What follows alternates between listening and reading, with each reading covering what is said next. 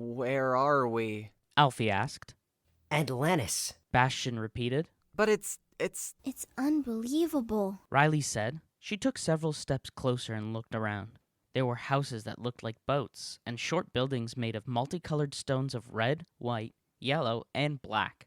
In the far distance, they saw the tip of a spire, rising tall above the trees, that looked to be made of white crystals. What is that sparkling thing way over there? That's the Crucible. It's on the other side of the island. We are not allowed to go there. Why? It's part of the area I told you about on the beach. Others live there that can't come here, and we don't go there. Why? Bastian shrugged. Those are the rules.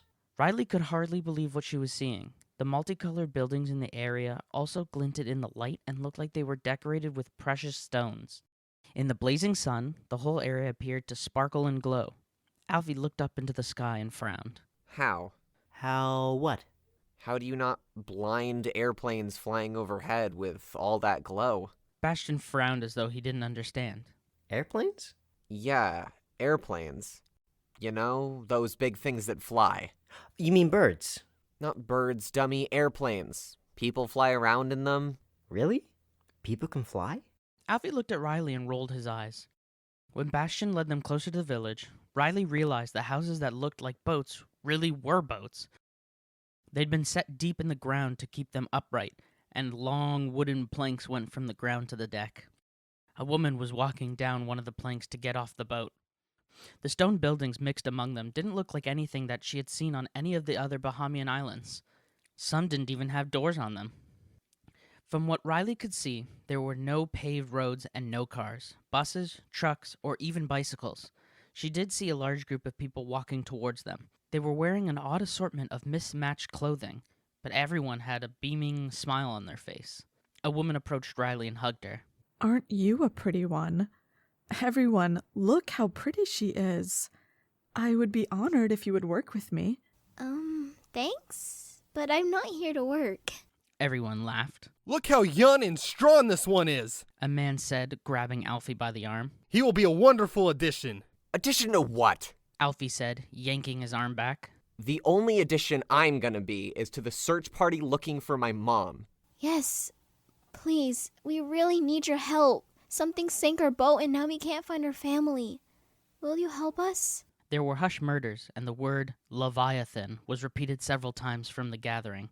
Of course. The woman beside Riley finally said. But first, you must join us for the celebration. What celebration? Why, you, child. We are celebrating your arrival. A man who looked like he was in his 40s arrived, and everyone parted to let him through. Riley had never seen such a tall man. His dark eyes sparkled. Everyone, please. I know we are excited to have these young people join us, but stand back. Let them breathe. His dark skin and soft, littling accents were the same as the people from the Bahamas. Riley realized she and Alfie must have washed up on one of the smaller islands. But she couldn't remember her father ever talking about an island or village called Atlantis. Are you in charge here? Riley asked. The man smiled brightly. You might say that. I am Beresford. We need to call the police or something. Our boat was attacked by a sea serpent and now we can't find my father and aunt. We're really scared something has happened to them.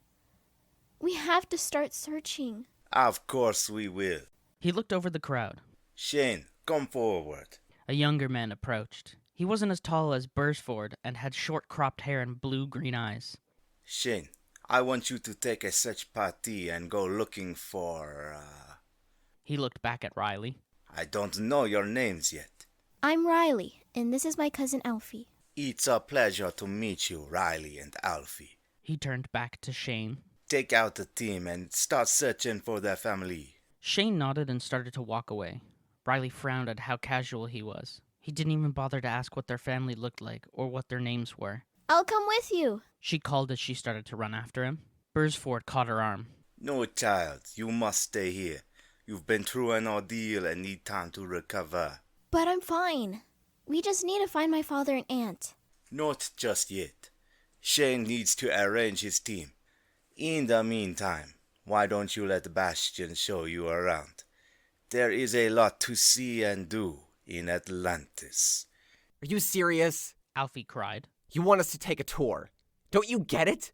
Our boat was attacked by a monster and we were shipwrecked.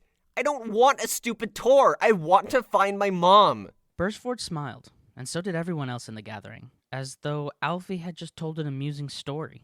Of course. And when Shane and his team have searched the area, we will tell you what he finds. But for now, you must stay with Bastian. He will instruct you on the ways of Atlantis and its boundaries. It is a wonderful place, but not without its dangers. You have much to learn. But... All in good time.